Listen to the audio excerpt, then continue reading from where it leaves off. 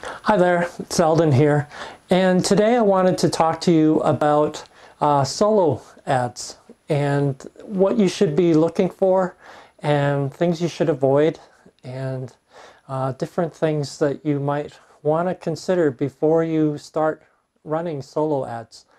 I recently heard someone tell me that solo ads are a scam. And I can understand why that person would think that way, but they're not. Solo ads are legitimate. It is a legitimate business and a way to do, rather, it's a way to get a lot of traffic to your landing page or website regarding whatever kind of product you're selling. But there are some things that you should be aware of before you get involved with a solo ad. So let's get into this. So I'm just going to write out, make a little map here so we can all kind of follow what's going on. Now normally I put this on the right side, but to make the map flow properly I'll put it on the left. So we got our landing page. Here's our little call to action. This goes into our list. And then our autoresponder. Okay, so when we go to a solo ads website, there's a number of different ones out there, and I will leave a link below to Udemy. It's the one that I personally use. I've found some really good people on there to work with, and if you want to check it out, go ahead. There's lots of different solo ad companies out there. So doing a quick Google search, you'll come up with all kinds of different places. So the way a solo ad works is you have people out there who have access to great big lists of people. And they run ad campaigns to their lists, and when you give them your information, they will send their traffic to your landing page. Now, here's a couple things that you want to be aware of before you do a solo ad. You want to have your own copy.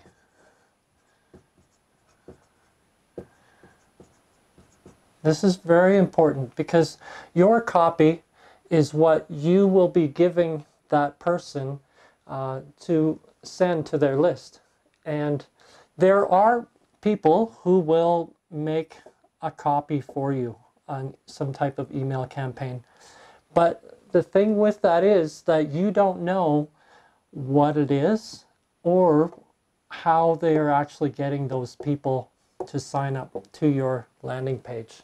And this is why it can be a little shady if you're not aware of what's really happening in your business. So the first thing you need to know is that you need to create your own email copy and give it to these people to use to drive traffic to your landing page and ultimately to your offer. So that being said, there's one more thing that we need to consider, and that is tracking. I'm just going to put link in here because that's really what we're doing. We're creating a specific link. I'm just going to write it here. Tracking. So on your tracking software, whether it's ClickMagick or Bitly or any of these other companies, you're going to have, it's not a very good too, you're going to have a tracking link that you've created for this person and this person only that links this person to this landing page. So then you create another tracking link specific for this person. So this maybe is Igor, and this one is, we'll call it Mark today. So we'd have Mark, Igor, and Mark. And these tracking links link to the same landing page, but they are specific to this person and this person only. So this is a way that you can start to see who is doing what within the amount of clicks that you have ordered. So when you go to a website like Udemy, you purchase X amount of clicks, meaning you're buying, say, 500 clicks, unique clicks to your landing page. And these people will all vary in price.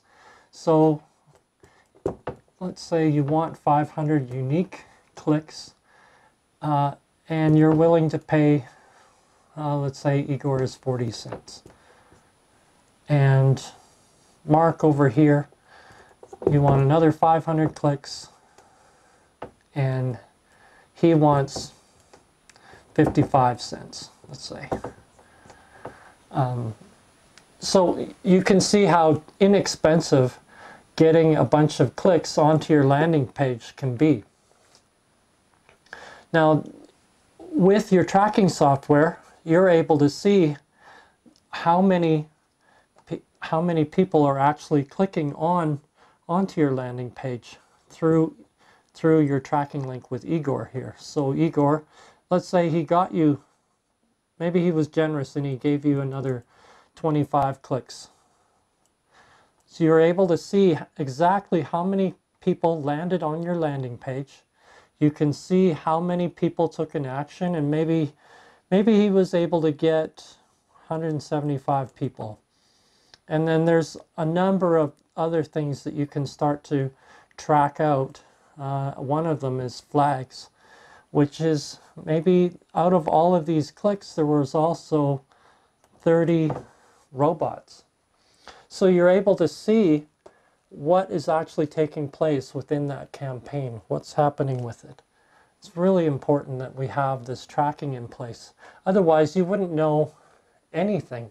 All you would know is that there was people showing up at your landing page and into a list, but you have no idea where they came from and how many actually opted in, well, I guess you'd know how many opted in because you'd have them in your list. But you wouldn't be able to know how many people actually landed on here and what you actually paid for.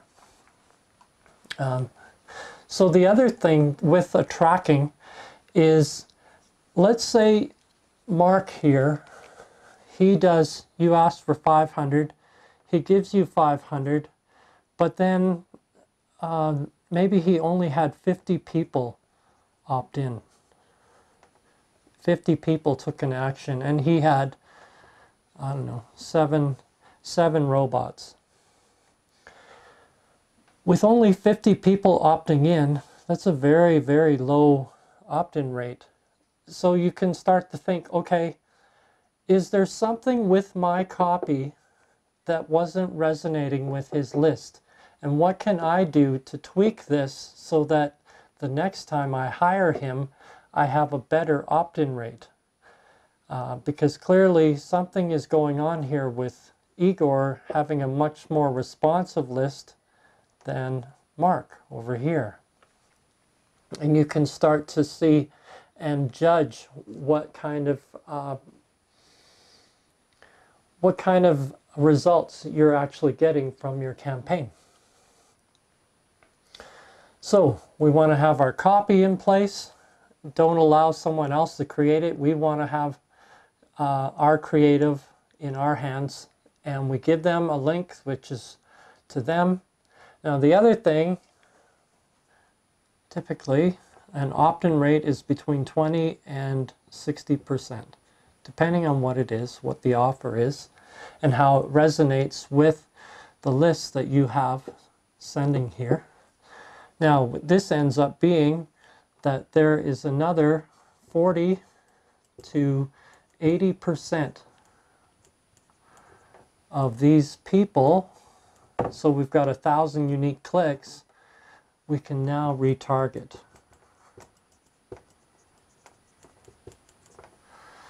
So we could have another 400 to 800 people that we can retarget out of this 1,000 people, we can retarget them for pennies on the dollar back to our offer with maybe a different way of capturing them.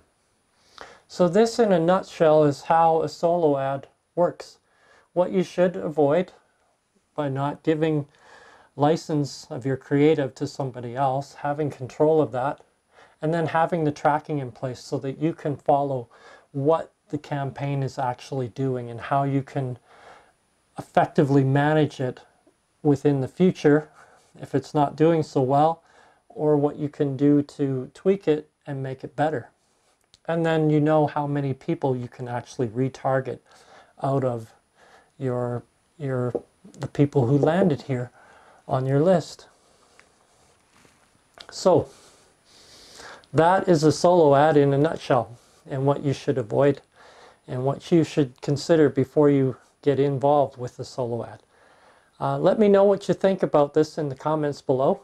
And in the next video, we're going to talk about influencer media and how you can leverage somebody else's audience to get eyeballs onto your landing page or your website, and how you can get a massive amount of traffic to your website or your landing page with a very low cost.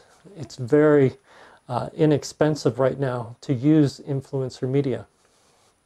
So I hope this has been a help for you, and please let me know in the comments below what you think of this, and yeah, we'll talk to you later.